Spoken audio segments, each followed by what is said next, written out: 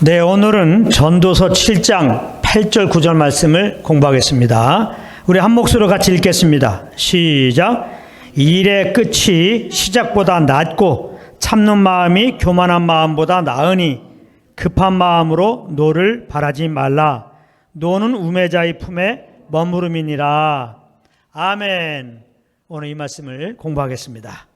오늘 본문을 보면 일의 끝이 시작보다 낫다고 이렇게 시작합니다. 이 말을 문자 그대로 해석해 보면 일의 끝이 시작할 때보다는 무엇인가 더 발전되고 번성한 결과를 얻을 수 있을 것이라고 하는 의미입니다. 그래서 적잖은 사람들이 이 말씀을 붙잡고 지금 하는 일이 조금 어렵더라도 끝은 잘 될 것이라고 하는 이 말씀의 위로를 삼습니다. 그런데 현실 세계를 잘 보면 이 말씀이 딱 맞는 것만은 아닙니다. 왜냐하면 물론 일의 시작보다 끝이 나아진 사람도 있기는 하지만은 그와 반대로 끝이 실패로 마치는 사람들 또한 있기 때문입니다. 그래서 하나님의 말씀은 항상 복음의 관점으로 봐야 하는 것입니다. 그러므로 복음의 관점으로 본문에서 말하는 일을 생각해 보면 이 일은 사람이 하는 그 일을 말하는 게 아닙니다. 이것은 하나님께서 그 아들을 통하여 이 세상을 죄에서 구원하시는 그 일을 말하는 것임을 알 수 있습니다. 그렇다면 구체적으로 하나님의 그 구원의 일의 시작은 무엇이고 하나님의 그 일의 끝은 무엇인가? 한번 이걸 살펴보겠습니다. 그 하나님의 일의 그 시작은 창세전에 그리스도 안에서 우리를 택하시고 때가 되어 믿음으로 말미암아 구원해 주신 것을 말하는 것입니다. 그리고 그 끝은 때가 되어 우리를 영화로운 몸으로 변화시켜서 거룩하고 흠이 없는 자로 거룩하신 하나님 앞에 서게 하시는 그것입니다. 에베소 1장 4절의 말씀이 이런 의미의 말씀입니다. 곧 창세전에 그리스도 안에서 우리를 택하사 우리로 사랑 안에서 그 앞에 거룩하고 흠이 없게 하시려고 이렇게 나와 있습니다. 빌립보서 1장 6절에도 보면 동일한 의미로 말씀하고 있습니다. 너희 속에 착한 일을 시작하신 이가 그리스도의 예수 날까지 이루실 줄을 우리가 확신하노라. 여기서 착한 일이란 우리를 구원하신 일이죠. 그리고 그리스도의 예수 날까지 이루신다는 것은 주님의 형상으로 변화되는 몸의 부활, 몸의 구속을 말하는 것입니다. 그래서 유다서 24절 25절에는 그 하나님의 계획을 친히 이루실 하나님께 이렇게 찬양하고 있습니다. 잘 들어보세요. 능히 너희를 보호하사 거침이 없게 하시고 너희로 그 영광 앞에 흠이 없이 즐거움으로 서게 하실 자 곧 우리 구주 하나이신 하나님께 우리 주 예수 그리스도로 말미암아 영광과 위엄과 권력과 권세가 만고 전부터 이제와 세세에 있을지어다. 아멘. 이렇게 기록하고 있는 것입니다.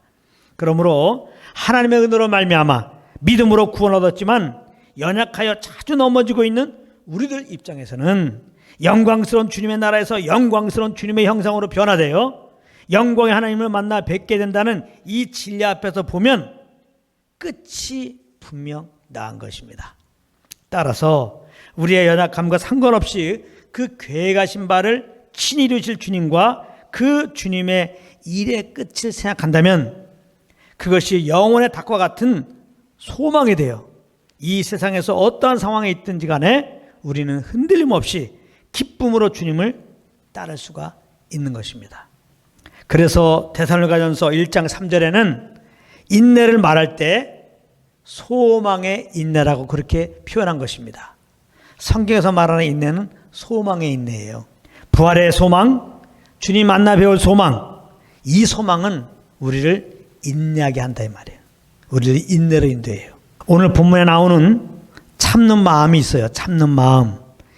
이 참는 마음이 바로 인내하는 마음을 말하는 것이죠.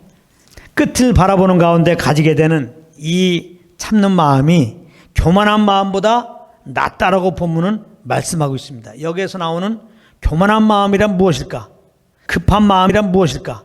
성격이 급한 사람의 마음을 말하는 것일까?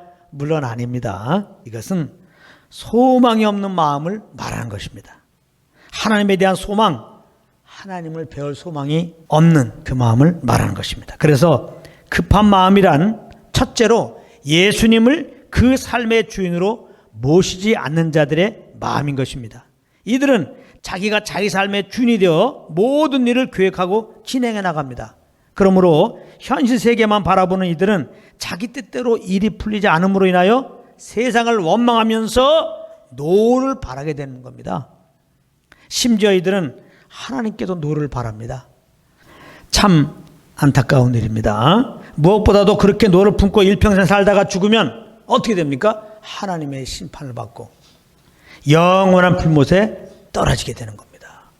그러므로 아직까지 예수 믿지 않으신 분이 있다면 이 시간 그동안 내가 내 삶의 주인으로 살아왔던 것을 하나님께 회개하고 우리 죄를 위하여 십자가에서 우리 대신 피 흘려 죽으시고 3년 만에 부활하신 예수님을 그 삶의 주인으로 영접하시기를 축복합니다. 예수 믿을 때 비로소 우리는 죄사함 받고 영생을 얻고 부활의 소망을 바라보게 되는 겁니다. 그래서 이제는 우리가 노를 바라지 않고 어떤 상황에서도 구원의 주님을 즐거워하며 찬양하는 새 인생이 펼쳐지는 것입니다. 꼭 예수님과 구원받으시기를 권면드립니다. 자, 그런데 더욱 안타까운 것은 믿는 자들 가운데 그러므로 하나님 배울 소망을 가진 자들 가운데도 급한 마음으로 사는 자들이 있다는 것입니다. 그래서 마치 출애굽하여서 광야 생활하는 가운데 조금만 어려움을 만나도 하나님을 원망했던 이스라엘 백성처럼 삶 속에서 조금이라도 자기의 뜻대로 일이 풀리지 않으면 노를 바라는 경우가 있습니다. 이것은 부활의 소망을 붙잡고 있지 못해서 그런 것입니다. 이스라엘 백성들이 하나님을 원망했던 근본 원인이 바로 이것입니다. 만약 그들이 하나님이 약속하였던 가나안을 바라보았다면 그들은 결코 그렇게 현재의 삶이 힘들다고 하나님을 원망하며 하나님께 노를 바라지는 않았을 것입니다. 그러므로 우리에게 있는 어려움은 노를 바라라고 허락한 것이 아니라 오히려 그 속에서 우리를 주에서 구원하신 예수님과 그런 말미암아 우리에게 약속된 부활의 소망, 천국의 소망을 더 붙잡으라고 하는 하나님의 메시지인 것입니다. 그래서 인내에 대한 말씀이 야고보서 5장 7절부터 11절에 보면 나와 있거든요. 한번 제가 읽어보겠습니다. 그러므로 형제들아 주의 강림하시기까지 길이 참으라. 보라 농부가 땅에서 나는 귀한 열매를 바라고 길이 참아 이른 비와 늦은 비를 기다리나니 너희도 길이 참고 마음을 굳게 하라. 주의 강림이 가까우니라. 형제들아 서로 원망하지 말라. 그리하여 심판을 면하리라. 보라 심판자가 문 밖에서 계시니라. 형제들아 주의 이름으로 말한 선지자들로 고난과 오래 참음의 본을 삼으라. 보라 인내하는 자를 우리가 복되다 하나니 너희가 욥의 인내를 들었고 주께서 주신 결말을 보았거니와 주는 가장 자비하시고 긍휼히 여기는 자신이라. 이렇게 말씀하고 있습니다. 그러므로 우리는 늘 우리 안에 계신 성령님과 동행하는 삶을 살아야 돼요. 왜 그렇습니까? 성령님이 이렇게 구원의 예수를 항상 생각하며 바라보게 하셔요. 성령님이 예수 그리스도로 말미암아 우리에게 주어진 부활의 소망, 하나님 나라의 그 영광, 주님의 형상으로 주님 앞에 설날 그 영광스러운 그날을 생각나게 하시고 그날을 바라보게 하신다 이 말이에요. 그래서 우리는 성령으로 말미암아 어떤 상황을 맞이할지라도 하나님의 일하시는 그 끝날을 바라보고 있기 때문에 우리는 흔들림 없이 감사함으로 환난 중에도 즐거워하며 시험을 당할 때 기뻐하며 변화없이 우리는 주님을 찬양하고 예배할 수 있습니다. 그리고 이 소망이 없기 때문에 내가 내 삶의 주인 되어 살기 때문에 어려운 일을 만날 때 소망 없는 가운데서 낙심하고 있는 영혼들에게 변화없이 예수 그리스도의 복음을 증가할 수 있는 것입니다. 결론적으로 늘 주님과 동행함으로 말미암아 소망의 인내 가운데서 주님을 예배하는 여러분 되시기를 예수 이름으로 축복합니다.